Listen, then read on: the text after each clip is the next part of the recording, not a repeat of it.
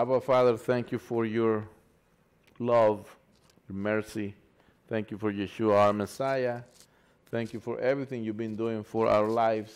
And thank you for this Shabbat, this awesome Shabbat where we're celebrating your word. We're celebrating your salvation. Help us to understand your word. B'Shem Yeshua HaMashiach. Amen. Well, this class, I'm going to try to be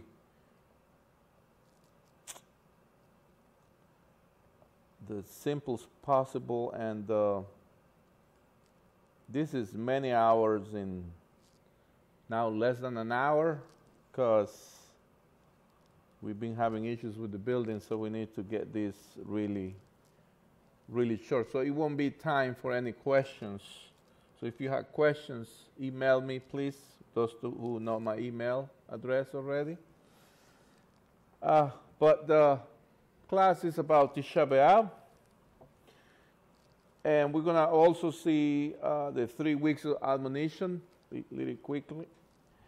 We're going to talk about Erev Tisha B'Av, Shabbat Chason, and the Isaiah's 7 weeks of consolation. Question is, what all of this has to do with Yeshua, our Messiah? Well, many horrific events that happened that shaped the history of the Jewish nation occurred during the week of 17th of Tammuz and the 9th of Av. On the secular calendar, this year will be from July the 5th to 26th. Those are the 3 weeks of admonition, the 3 weeks of sorrow, or simple the 3 weeks in Jewish theology. Profound mistakes in our relationship with God resulted in national tragedies that led to the establishment of these days of mourning, fasting, and introspection. So beginning on the 19th of Tammuz, we started 3 weeks of admonition of sorrow. According to the rabbinic writings, 5 things happened to our ancestors on the 17th of Tammuz.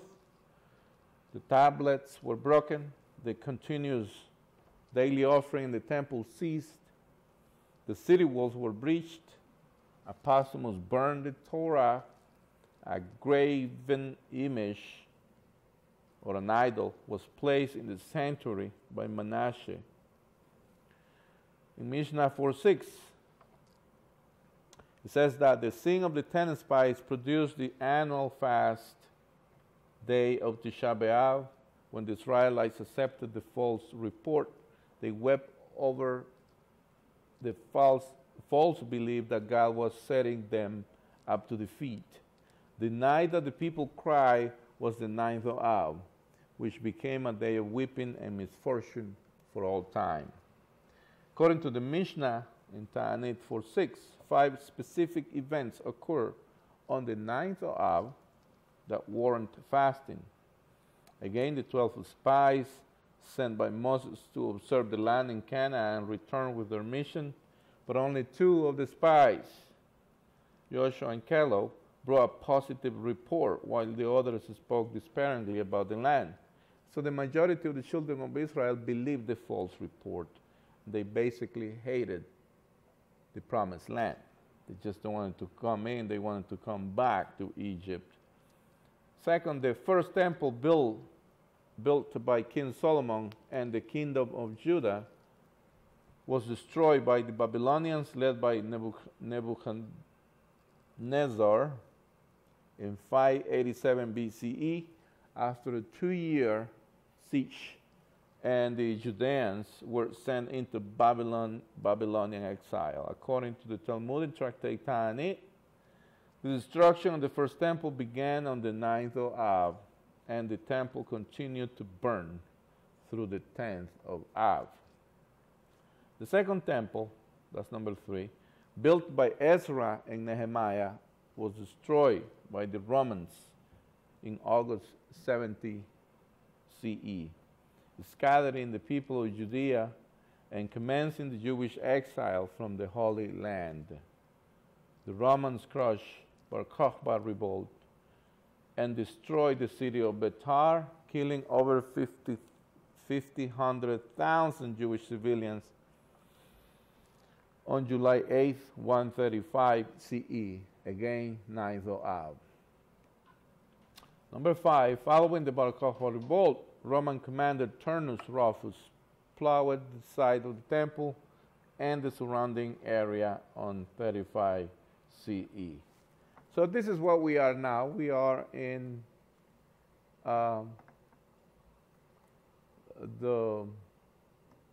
you move to the next, please. It's not moving. Okay, it's moving. Okay. This is what we are. I always like to write down the list. That's what I do too, so I won't forget the linear or the order of the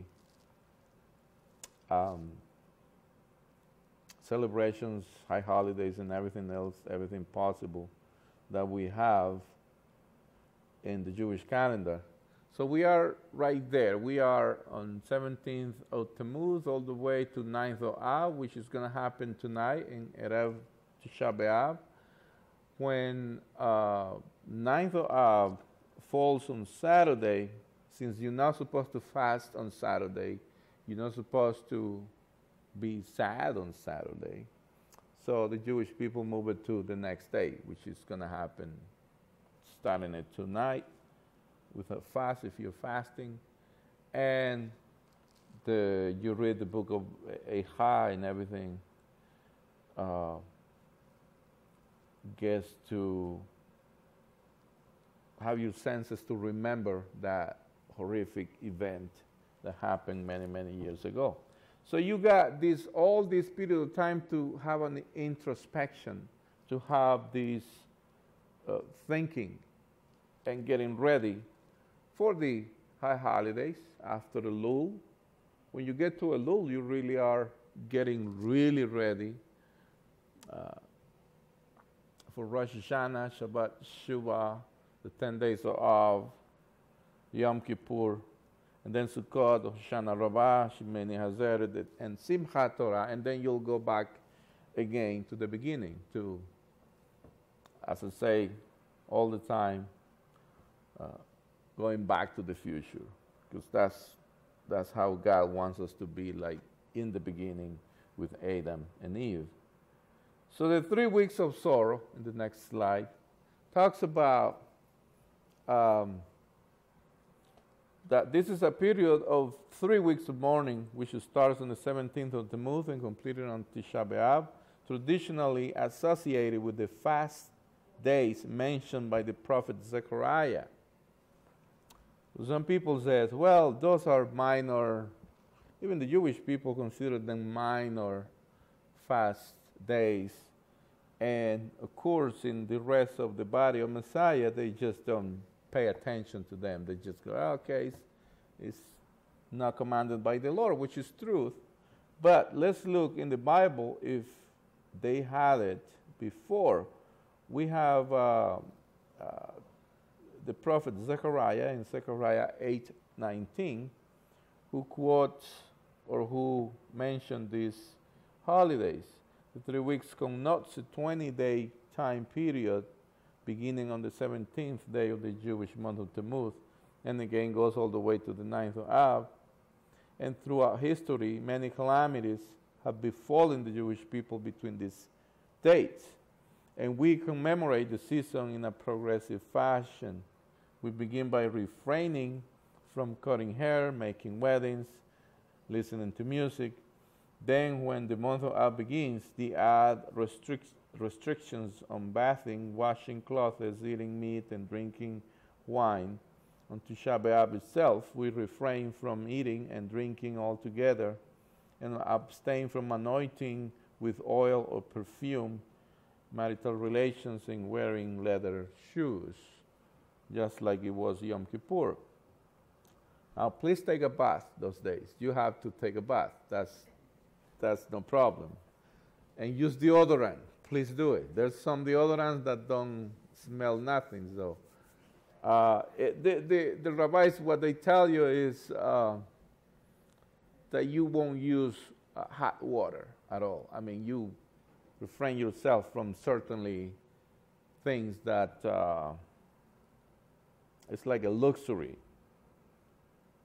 You don't realize how much you need the hot water until that day that you use in the good thing is it's happening in summertime. So you can really have no problem with cold water that day. It's only one day, one shower. But yes, please take a shower that day, no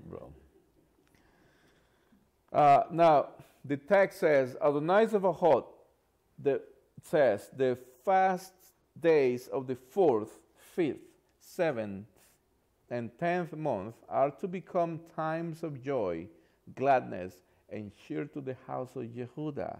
Therefore, love, truth, and peace, according to the complete Jewish Bible. So, this is mentioned in the Bible. That means that God is aware about these fastings. Even though he didn't command them, the Jewish people, to do those fastings, he's aware of what his children are doing. They're doing a good thing. But he's telling them also that these fast days will become joyful. And it will be cheer for the house of Yehudah. And so, but, he says, but therefore, love, truth, and peace. So there are things that we need to do about it also. So the mentioning of these fast days on Zechariah, one of the most important prophets in the Bible. Now, what's the history behind it? The Jewish custom of fast on Tisha B'Av to remember the destruction of the temple is so ancient that its original source is found in the Bible, in the prophecy of Zechariah. Zechariah and his contemporary Haggai were the two prophets who returned to Israel with the Babylonian exile and inspired the building of the second temple. Their time period, better known as Shivat Zion, the return to Zion, begins with the famous decree of Cyrus, the first king of the Persian Empire, allowing the Jews to return to Jerusalem to rebuild the temple after 70 years of exile, according to Ezra 1, from 1 to 9. Unfortunately, that first effort to rebuild the temple in Jerusalem immediately upon their arrivals was thwarted by the complaints of the local population. See Ezra 3, from 1 to 4, 5. It was only some 20 years after their original return when permission to build was finally granted by Darius the Great in the second year of his reign. In that very same year, both Haggai and Zechariah delivered their opening prophecies encouraging the people that despite their rather pitiful predicament, there was hope that this new Beit HaMikdash, the temple, will one day be greater than the first one. See Haggai chapters 1 and 2, Zechariah chapters 1 through 3. During this time period of Shivat Zion, many thousands of Jews had indeed returned to Zion. See Ezra chapter 2. However, many thousands more remain in Babel, later to be known as the Jews of the diaspora. Now, Zechariah's count of months is from the Jewish month of Nisan. So, hence, the fast of the 4th month, in the next slide, we'll see that. The fast of the 4th month refers to 17th of Tammuz. The fast or Yom Tammuz. The fast of the 5th month refers to Tisha B'Av. The fast of the 7th month refers to Zom Gedaliah in Tishrei. And the fast of the 10th month refers to the 10th of Tevet. All of these are related with the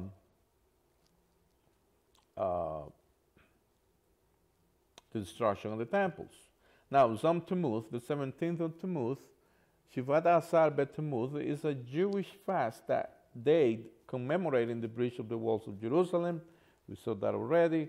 Zom Tammuz was on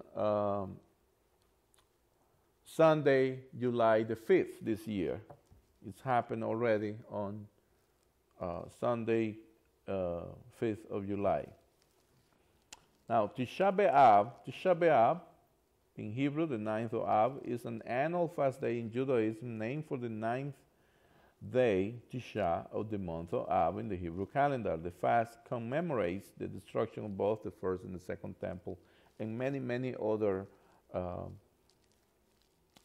really horrific events. That's including the Holocaust, including back in times of England in the 12th century, the evacuation of Jewish people out of England, and also in 1492, the Spanish Inquisition, which brought a lot of people out of Spain, and they moved all the way to even the new continent here in the Americas. Tisha B'Av begins at sundown on Saturday 25th, which is tonight. Tonight is Tisha B'Av, and all the way to the next day, Sunday at sundown. Both the first temple and the second temple were destroyed in Tisha B'Av, so that already the tragic events have been mourned through the Jewish history and observed by fasting. There are two additional tragedies that are also marked by fasting that relate to the destruction of the first temple. Number one, the 10th of Tevet, when the outer walls of Jerusalem were breached prior to the first temple destruction. And second, the fast of Gedaliah, marking the assassination of the governor of Israel after the Babylonians destroyed the first temple, which caused thousands of Jews to be slain and drove the remaining Jews into exile. Some Gedaliah is the fast of Gedaliah, also spelled Gedalia. Is a Jewish fast day that dawned until dusk to lament the assassination of the righteous governor of Judah of that name, which ended. Can I drink that? No? Okay. That will mess me up, man. I'm sticking with coffee, brother. Thank you. Okay. Zom Gedaliah begins at dawn on Wednesday, 16th of September the 16th. That's going to be the Zom Gedaliah. So if you have a Jewish calendar, you should, remind yourself, circle of something. If you don't, just, write it down. September 16th is on a Wednesday, is Zom Gedaliah. Azara B'Tebet, the 10th of Tebet, or Azara B'Tebet, the 10th day of the Hebrew month of Tebet, is a minor fast day in Judaism. The fast commemorates the siege of Jerusalem by Nebuchadnezzar the second of Babylonia. Like other minor fasts, Azara B'Tebet begins at dawn, first light, and ends at nightfall. Let me turn this off before my mama calls me.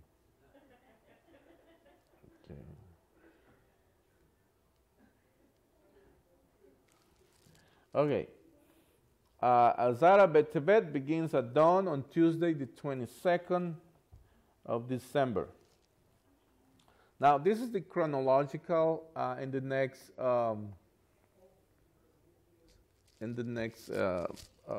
slide, we'll see that this is the chronological order of all fast days in Judaism. The Jewish calendar contains several fast days, most of them commemorating various landmark events that revolve around the destruction of the holy temples. They are Tishrei, third Tishrei, the fast of Gedaliah, 10th Tishrei, Yom Kippur. That's the only fast day commanded by the Lord. 10th Tevet, Azara B'Tevet, the 13th Adar, the fast of Esther, 17th Tammuz, Shiva Hazar B'Tammuz, and 9th of Av, Tisha B'Av. Now, again, why Zechariah mentioned them in Zechariah 8:19 is because the Lord recognized those fast days also, at least those 4 fast days we mentioned already. Now, let's move on to the haftarah of all the 3 admonitions. I'm going to try to go fast on these things. They are a lot, but we have a lot to say. But I want you to pay attention to this because you're gonna have, probably you never heard that all of this has to do with Messiah, and we're going to find out where and how. Now, the first admonition is happening Haftarah some years on Pinchas and some years in Matot. This year happened on Matot, Masei, because we have them together. And so Pinchas, we have Jeremiah 1, from 1 to 3. The second admonition is Haftarah, Matot, Masei, happened this year together, which is in the continuation in Jeremiah 2, 4:28, and the Sephardis will read 3, 4, and 4 from 1 to 2. The third admonition is today, actually. Haftarah Devarim, or Shabbat Hazon, is on Isaiah 1 from 1 to 27. Now, the Haftarah of the 3 weeks of admonition, let's read some quotes from the First Fruits of Zion Torah Club 3, which is about the prophets. The first admonition, again, is in the first chapters of Jeremiah. It's the summary of the first reading of the 3 Haftarah Pinchas Matot. The Lord commissions Jeremiah to serve him as a prophet, declaring that he has chosen him for this purpose, since before he has conceived. Jeremiah objects on the basis of his youth and lack of public speaking skills. You know, we have many excuses to do things. My excuse was my accent. Oh, people won't understand what I'm saying. You still don't understand, but anyways. The Lord overrules the objections and touches his mouth, imparting the prophetic word of Jeremiah. So he was probably discriminated against that. He was young, and not only he was young, he was, you know, he has no skills to talk in public. But the Lord says, I'm going to touch your lips, and you know the whole story. He warns Jeremiah that the people will not receive his message. He assures, so when you are giving up the gospel message, I'm pretty sure all of you in Bethel and I talk about these things everywhere you go. I don't see you not talking about these issues. I don't see you, you know, just backing up when people start to get violent, verbally violent against you. I think you won't be afraid at all. So, and you don't feel bad when people don't receive the message, right? You feel happy that it didn't happen, or sad, or whatever. Or you just, I don't know what you do. Well, he assures him of divine protection to long as he refuses to be intimidated by the people of Jehudah. So this is his own people. His own people is discriminating, or the Lord basically is telling him not to feel bad, not to feel afraid, because most of the times what we have is people who are against God. They're very angry against God. So don't take it personal. So he assures him about the protection. The Lord gives Jeremiah a vision on an almond branch to demonstrate that he is watching to bring about the fulfillment of his word. He shows him a vision of a boiling pot tipping over the land to demonstrate that he will bring chastisement in the form of invaders from the north. The invaders will set up their thrones in the gate to conquer Jerusalem. Jeremiah 2 begins a new oracle and in which the Lord nostalgically recalls the early days of his relationship with Israel and declares that Israel is holy to him as the first fruits of the harvest. The Haftarah Matot is read on Shabbat Pinchas, was read on Shabbat Pinchas this year. And this is happening when Shabbat falls after the fast of Tammuz. In some Sephardic communities, Jeremiah also appears as the Haftarah of Parashat Shemot. Now, the second admonition is Matot Masei. It summarizes on the Haftarah Masei, is the second of the three prophecies of admonition and warning. Haftarah Masei begins where Haftarah Matot concluded. The Lord contrasts the youthful fidelity of his bride Israel to her current state of wayward disaffection and wantonness. So God has proven faithful, redeeming her from Egypt, leading her through the wilderness, and settling her in Canaan. Israel turned away and ceased to seek after the Lord.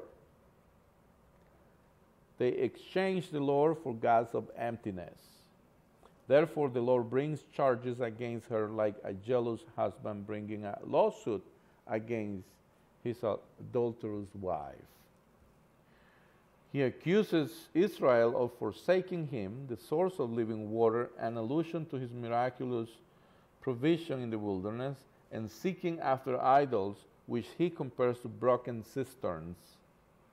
Moreover, they have sought water from the rivers of Egypt and Mesopotamia in the form of foreign entanglements and political alliances. So it's really, we need to really be very careful who we're going to make alliances with. I guess our government has so much to learn from this. If you make alliances with enemies, you might get really hurt. And so, again, we need to keep praying for that. I wasn't surprised that this deal happened within this period of time, because this is something that is against Israel and against God's people. It's not just against the citizens of the United States of America, but it's basically against the whole world. It's just the devil, dark forces are trying to destroy the humankind. That's it. It's not just, a simple deal. So the third admonition is in Haftarah Devarim, the one that we're going to read today, or you already read and study. The book of Isaiah opens with the words, the vision of Isaiah, the son of Amoth. The Hebrew word translated as vision is Hazon. For that reason, the synagogue refers to the Shabbat before the fast of Av as Shabbat Hazon, the Sabbath of the vision, which is today, the Sabbath of the vision. Haftarah Devarim is the third of the three admonitions which we are reading today. Let me skip all of this. The origins of the Sing of Tisha B'Av. Let's read why the origins of this.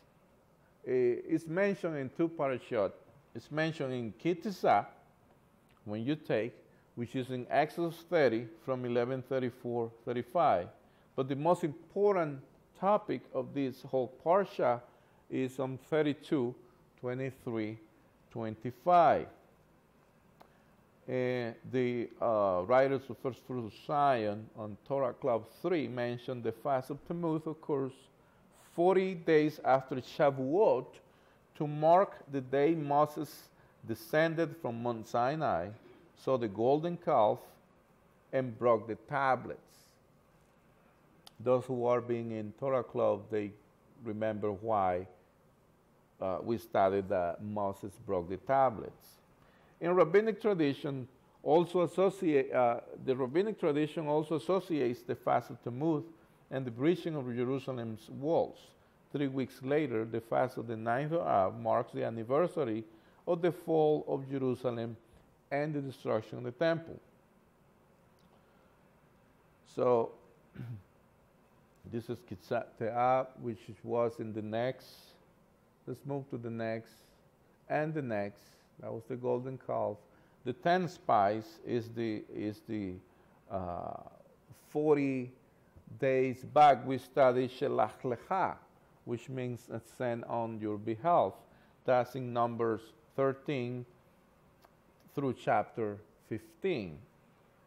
But the most important topic in this portion is Numbers 13. Just as the sin of the golden calf led to the breaking of the tablets and the severance of the Jewish people's connection to Torah, so too the sin of the spies led to a severance of the bond between the Jewish people and the Holy Land.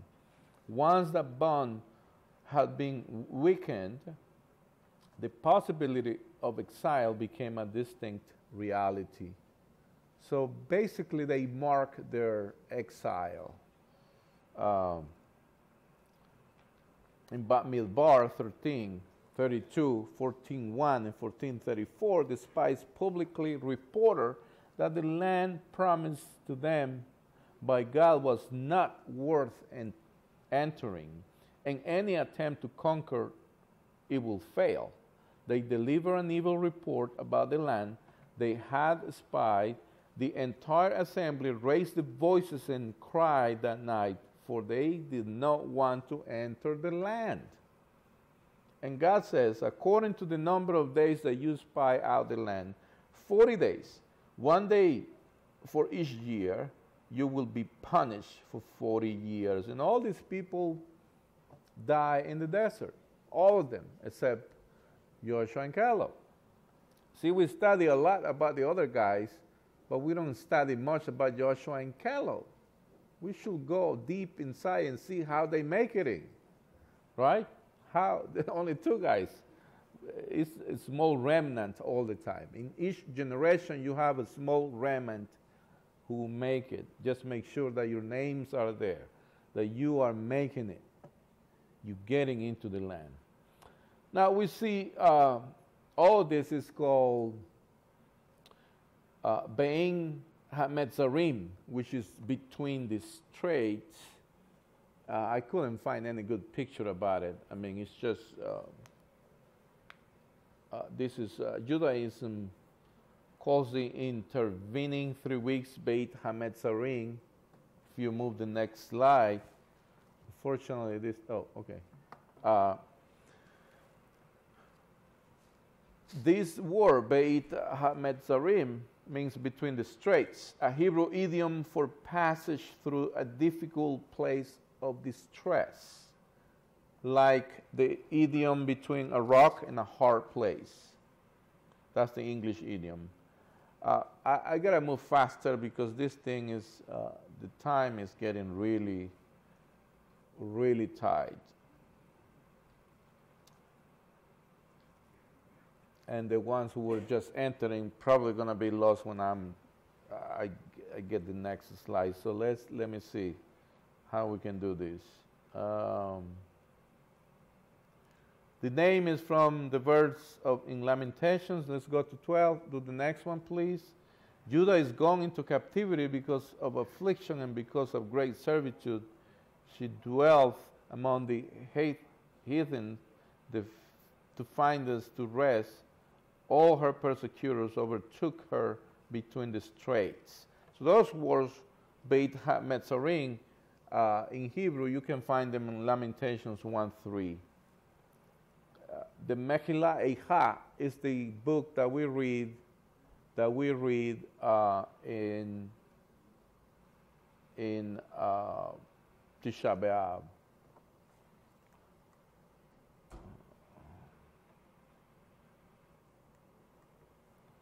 Okay, that's the one, which is the book of Lamentations.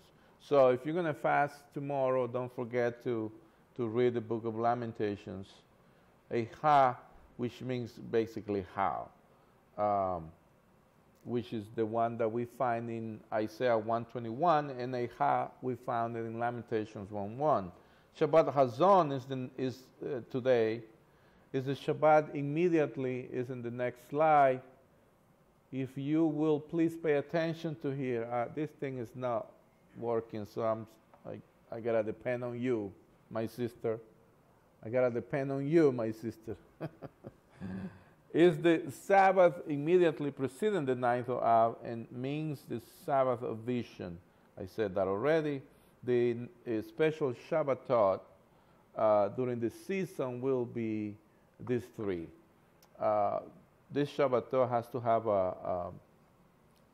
they need to coincide with certain important events during the biblical calendar. Shabbat Hazon, Shabbat Nachamu, and Shabbat Shuvah. I have no time to explain all of them, so let's move to the next slide. And the next slide we'll see the 7 weeks of consolation, and we are moving on to the next one. The next week will be Shabbat Nachamu, and so what all this has to do with Yeshua. Let's look at the evidence a little quick. Let's look at Yeshua as the Messiah, and here's the evidence. Rabbi David Rosenberg from Shuva Israel in New York has very interesting theories regarding to the mystery of Tisha B'Av and Messiah Yeshua. In the next slide, we'll see a very interesting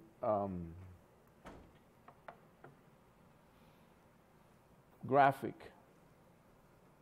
I found on the Apostolic Scriptures of the Complete Jewish Bible, I found 39 references of Yeshua going to the synagogue on Shabbat, where he was teaching and performing miracles. And there are many verses. I have no time to read them all, but Shabbat is the main thing of the whole Bible, basically. Mark 1:21, Mark 6:2, Luke 4:16, Luke 6:6, to mention some of them. Luke 13:10, Luke 13:14 to 16. They all mention that Rabbi Yeshua was going into synagogue on Shabbat, and he used to teach and perform miracles in those synagogues. Now, then the next slide, we'll see the Torah and Haftarah cycle. And again, this is a teaching from Rabbi Rosenberg. And he says, this is the cycle. If you see that blue arrow, you'll see this is where we are right now, within those periods of time, within those 49 plus, those 50 days. Here at Beth Adonai, and in many other Messianic congregations in the world, we follow the weekly Torah and Haftarah cycles of reading, the annual cycle. It's a traditional Jewish cycle of reading that is believed to date back to Ezra and Nehemiah. So if it is back to Ezra and Nehemiah, then Yeshua followed the same cycle, right? And so, in 1 year, we read from Bereshit through Devarim, and then we start over in Genesis chapter 1 again for a new year. The Haftarah cycle is made up of readings from the prophets and the writings of the Tanakh, Old Testament, that coincide with Torah readings. Now, in the next slide, we're going to see that the beginning with Haftarah, Pinchas. Will you please move to the next slide? Thank you. Okay. You see the beginning with Haftarah, Pinchas, Matot. The Haftarah selections no longer reflect the weekly Torah portion. Instead, the sages choose Haftarah portions in connection to the catastrophic event of the destruction of Jerusalem and the Holy Temple.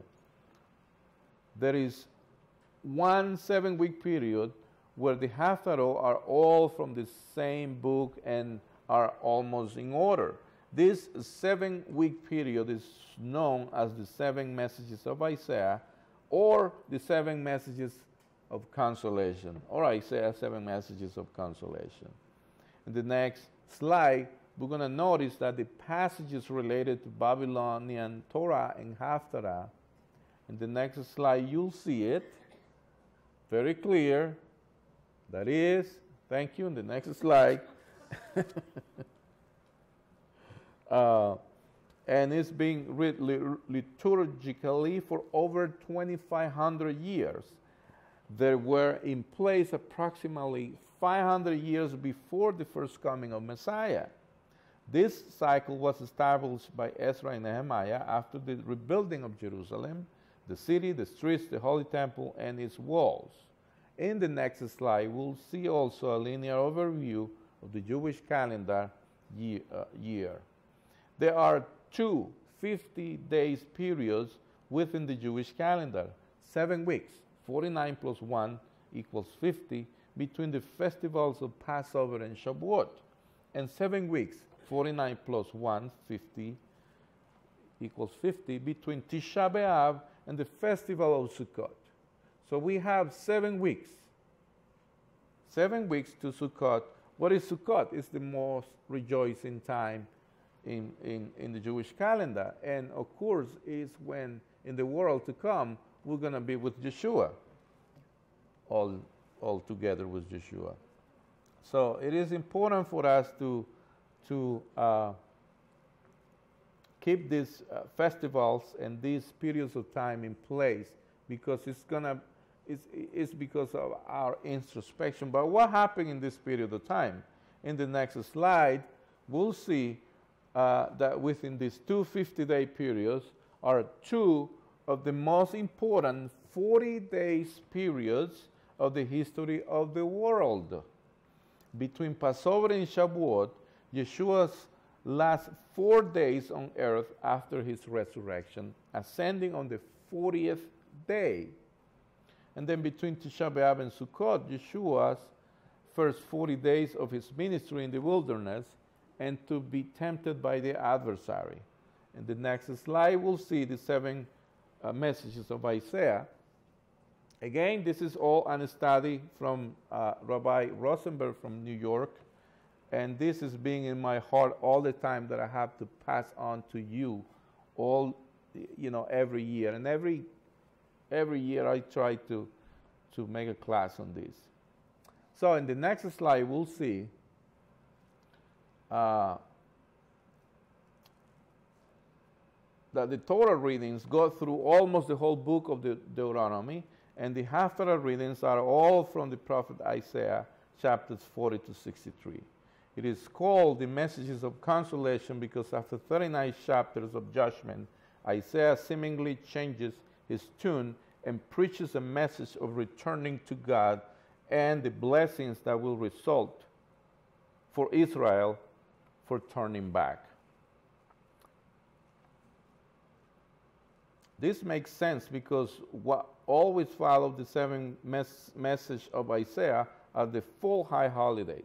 Rosh Hashanah, call to repentance, the 10 days of awe, focus on the repentance, Yom Kippur, Day of Atonement, and Sukkot, the celebration of all God has done for his people. Now, in the next chapter, we'll, if all of this theory of Rabbi Rosenberg is truth, if it's accurate, then we have, and we'll see it in the next slide, we have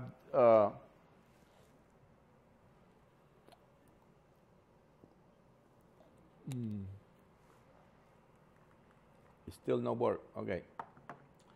The Messiah's immersion by Yohanan in the Jordan happened on Tisha B'Av. In other words, when he was baptized on 9th of Av, according to this theory, which I believe. In Jewish tradition, Tisha B'Av is not only a day of destruction is the day when Messiah will be born, according to Jewish tradition, a day of rebirth, and a day that will become a festival of renewal.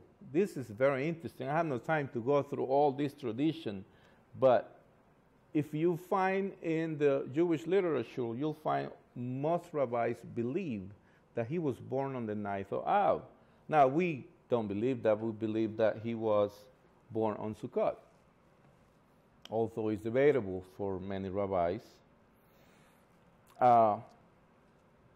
But what about the concept of born again? How do you like that? He was born again or baptized on Tisha B'Av. So let's move to the next ones. Johanan was immersing those responding to the message of Teshuvah in the Jordan River. And we find very interesting in Luke chapters 3 to 4, we read about Yeshua's immersion in the Jordan River by his cousin John. The recognition of Yeshua by God the Father from heaven. Yeshua's 40 days in the wilderness with the devil, and Yeshua coming to his hometown of Nazareth and reading from the prophet Isaiah in synagogue right before Rosh Hashanah.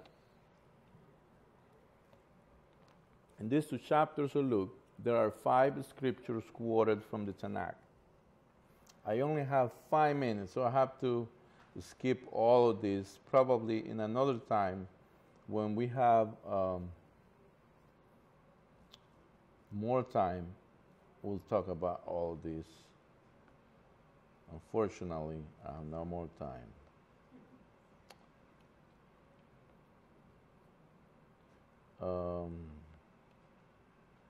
Let me move all the way to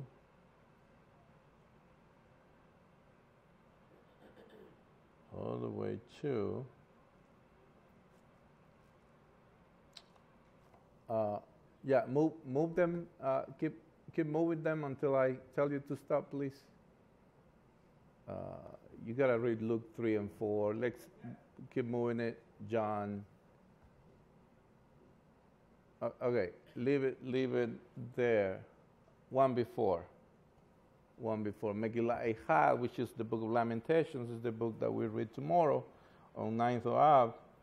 Again, you cannot fast on Shabbat, so you will fast tomorrow, which is on Shabbat you should be joyful, you should be happy, you should be not sad at all, because it's Shabbat. It's the main festival of the Jewish calendar. Now, if it is on Yom Kippur, the story is different. Yom Kippur, yes, you can fast on Yom Kippur. So basically, what this theory is telling us is that, and if it is accurate, John the Baptist is prophetizing and baptizing people a day before, and he's quoting from Jeremiah. He's quoting from all these scriptures that we read during these 7 weeks, during this period of 7 weeks. And so, move to the next, please. Move to the next, please. Keep moving it until I tell you to stop. Thank you. Keep moving it. Okay, so Yeshua is in the wilderness. Yeshua is in the wilderness.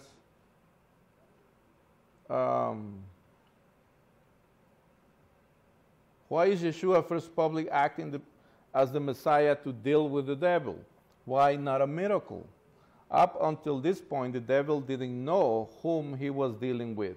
Yeshua, as his first act as Messiah, goes into the desert to deal publicly with his enemy. He is giving the devil a warning shot.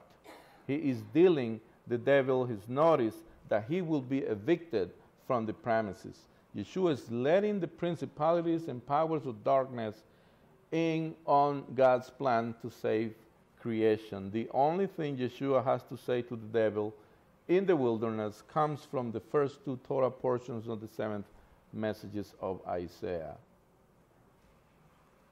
Now Yeshua is in Nazareth. At the end of the 40 days in the wilderness, Yeshua goes home to Nazareth. That's his hometown. The following Shabbat, Yeshua goes to synagogue in Nazareth, as was his custom. Luke 4:16. He is giving an aliyah to come and read from the Haftarah portion for that morning, which happened to be the reading from Nitzavim, the 7th week of Isaiah, and Yeshua reads Isaiah 61 from 1 to 2, and stops reading. Stop. If you look of Nitzavim, you will notice that the reading listed begins on 61:10. Why is Yeshua reading verses 1-2? Keep in mind that Yeshua is reading from the scroll. He will not choose a scripture at random. He didn't pick one he liked. He read from the portion that the scroll was rolled to for that morning.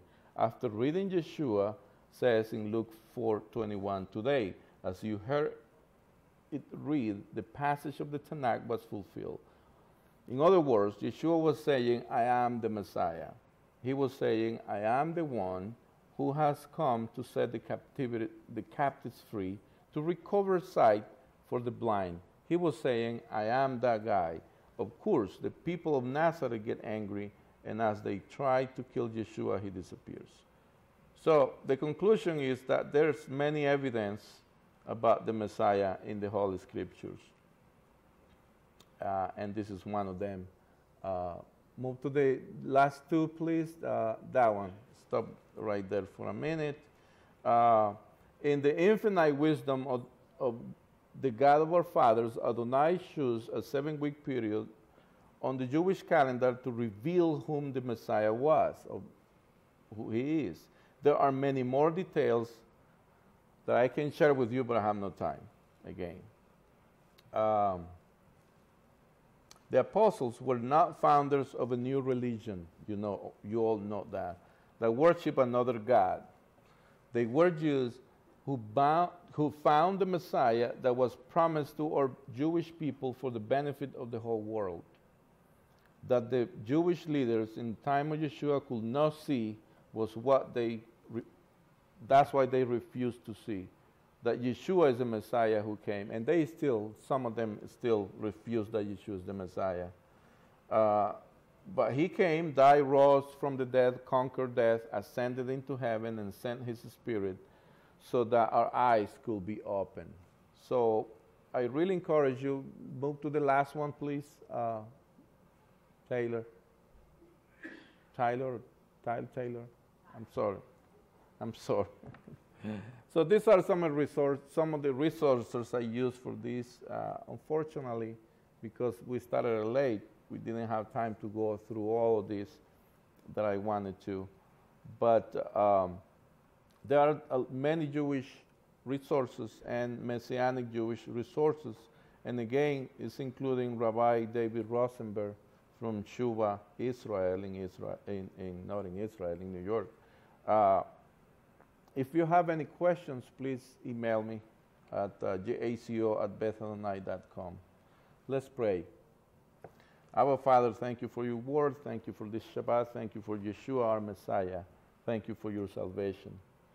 Thank you for all these scriptures that we can study today and we can see over and look up in heaven, and just we have to thank you for your salvation, for your mercies. Thank you, Abba, B'Shem Yeshua HaMashiach. Amen.